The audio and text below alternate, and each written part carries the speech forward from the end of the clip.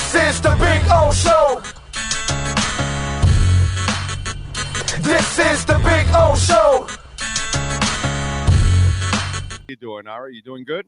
I'm doing good, getting ready to get this Acura Pembroke Pines report out of the way, so next round I can talk to you from the second round in Cleveland or Orlando, maybe. No, you won't. Anyway, listen, one of the things that I want to commend the Heat on, because there's a shit ton of things that we can do in the last 25 plus years to commend what Pat Riley and they do. Just go look at Phoenix. Yes, I knew you were going to bring that up. And, you know, you just want to throw a bunch of stars together and you think it's going to work, right? And so I don't know if you can hear the dogs in the background. Those are two little dogs making a lot of noise. Anyways, so you check it out, you see the stars, and when you don't actually define what people have to do, what roles, what sacrifices must be made, because after that first year, they figured out, all right, Bosch understood he had to sacrifice. Sure. He had to, you know, and by the way, this hasn't mattered throughout Riley's existence and with Spo. It doesn't matter what team you have, even if you're Zoe and Timmy. Marley had his role, just like Battier and Ray Allen had their roles. Everybody's found roles all throughout the existence of this franchise.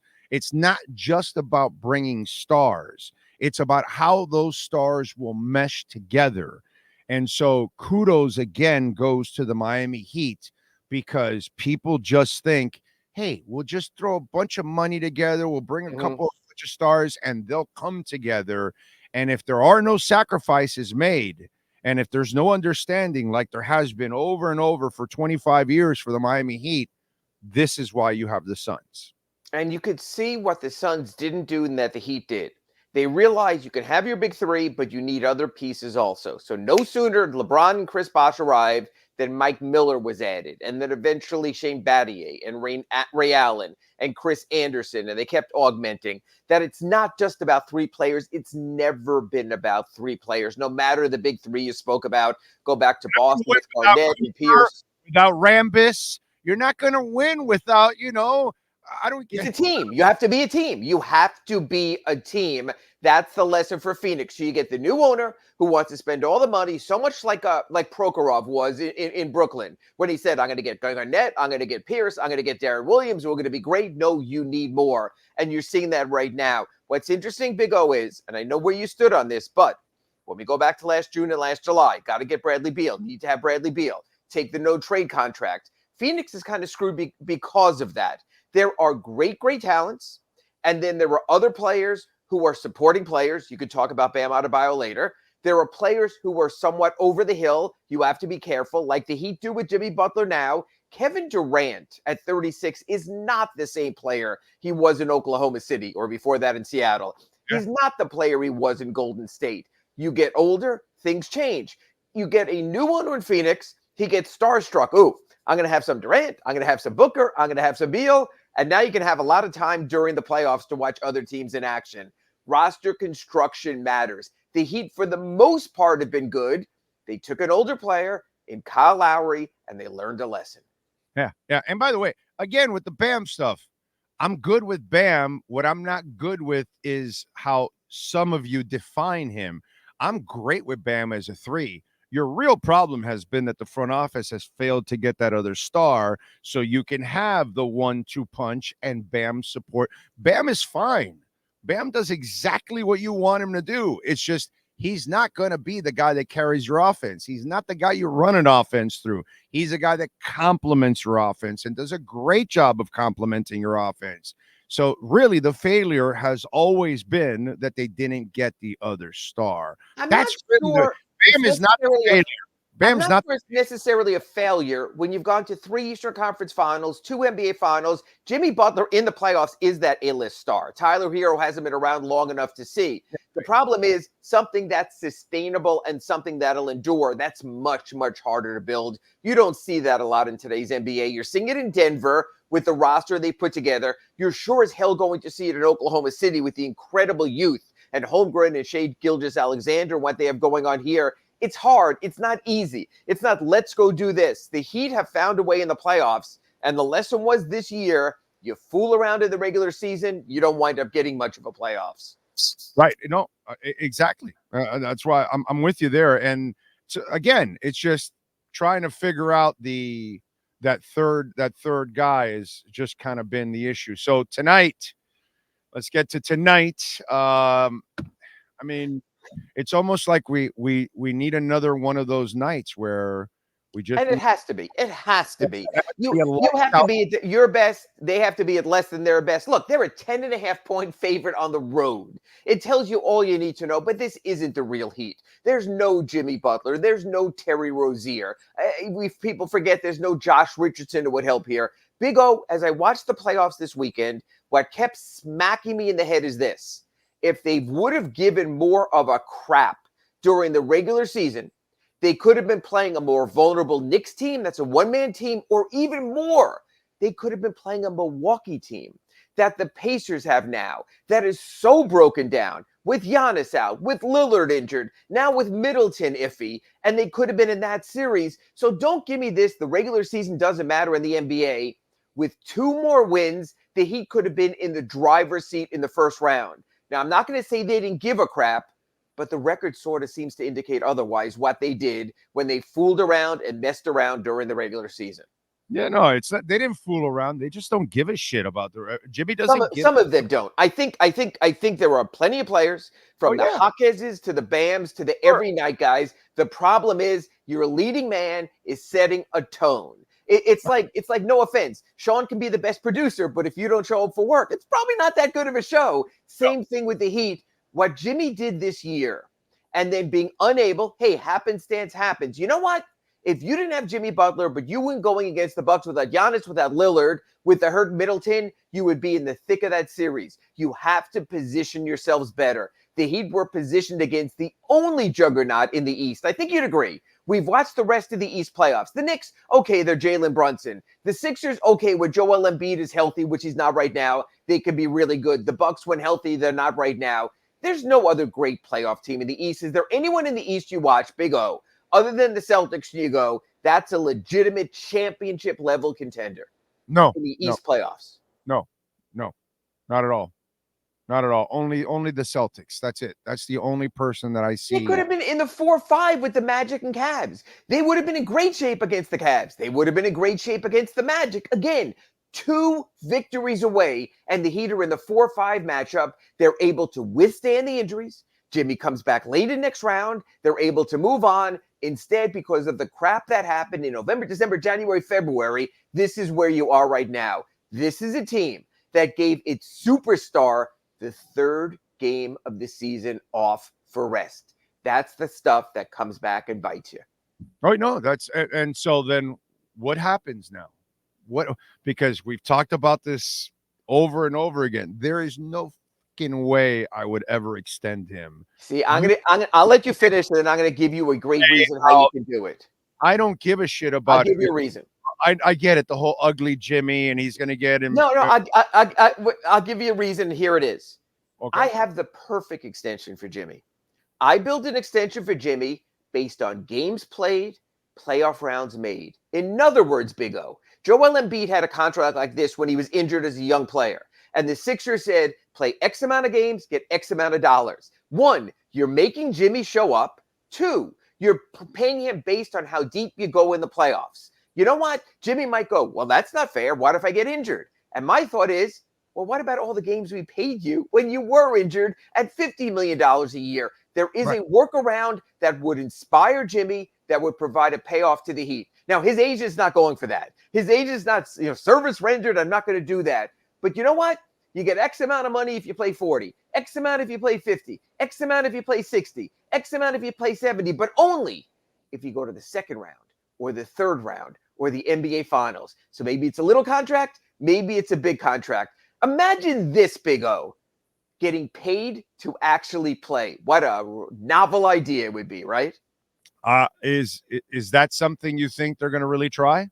Oh, I think the Heat will try it, and I know what Jimmy's agent and Jimmy are going to say. They're going to say, I gave you 5 years, and you didn't even give me a playoff roster, and I had to lift this team, so hell no. My question would be then, what other teams will be interested?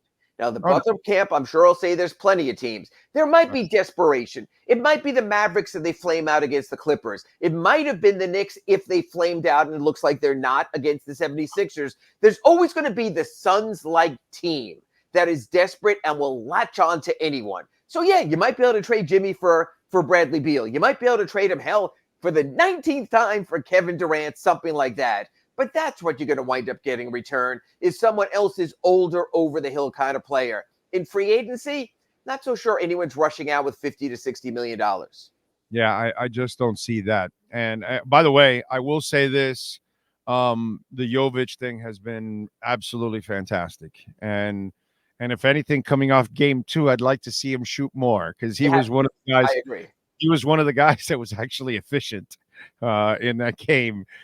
So I really love what I'm seeing from Jovic and from Jaquez. Yes. So for me, that's what this series is about: is these young guys getting, some like Eric Spoelstra says, there is no better seasoning than playoff season. You never learn more about a player than in moments of truth like this, and it really is heartening. Now, here's the big deal, Big O, and I'm going to ask you this because you're also a fan. You've been to Heat games. Which do you prefer more? A team that'll tease you all season and might have a chance to win deep in the playoffs, or a team that busts its ass all the time, might get you to 42 or 43 victories, but every night that you pay to go to Kaseya Center, you know you're going to get top effort from guys who are on the rise and the upswing. So Heat Nation, you can talk all you want about, oh, they're not going to get out of the first round, oh, they're not good enough, but do you want to be entertained during the 6 months that precede the playoffs? I do. I like going to Kaseya Center every night and going, hey, I'm going to see something interesting. I'm going to see Jovic against Asar. I'm going to see Jaquez doing his little footwork stuff. I'm going to see the Heat's first-round pick this June adding something to the mix. I'm going to see the other kids. I'm going to see the amazing Swider-Man. I'm going to see growth. I like that. It doesn't always have to be about championship. As long as your team is rising, I have no issue. There's nothing worse than you get the team on the other side because you did what the Suns did, because you might extend a player you shouldn't extend. I'll put it simple. You mean you'd like to see Heat basketball again? Because that's Heat basketball. And I see it from half the roster. And I see it, Heat basketball is Riley's first year where he's scrambling, making trades to put up the roster, and one of his best coaching jobs to go 41-41, okay? And one of his best coaching jobs, but they were busting their asses every night trying to win a game, no matter who was on the court. That's what I'm used to. That's why the last 2 years in the regular season has been unacceptable. You got lucky last year. You got the break with the Giannis injury. Things went your way and you ended up in the finals and all that. And this year, reality has hit you right in the face. You tried to play that same bullshit and you got burned. And by the way, this is what's normally going to happen to you when you try this. What happened last year was the absolute fluke. This is what will happen to this team every single time they're going to try this bullshit about coasting in the regular season. This is what's going to be the result. You're going to get bounced right away in the playoffs because you're not that good. But you got the breaks last time, and that went your way, and you took it. You tried to take advantage again. What we haven't seen is Heat basketball the last 2 years in the regular season, because Heat basketball is always trying. No matter it's trying when you know the 5 and 4 spot are on the line for Dwayne Wade or Chris Bosh or whatever you're going to get, and you still go out and win that last game that day, and you end up in the 5th spot, and you still get lucky that Wade fell to you. But that's Heat basketball, that you didn't give a shit about a draft position. You still went to win that game in Orlando.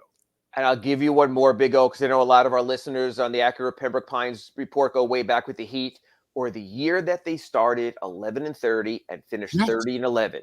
And Eric Spoelstra got more out of Dion Waiters and James Johnson and Willie Reed than any coach could have, and they still made it matter. They could have kicked it to the curb. They could have gone for lottery position, and they said, we'll take, we'll wind up with what we get. We'll get Bam Adebayo. We'll be fine. Life will move on.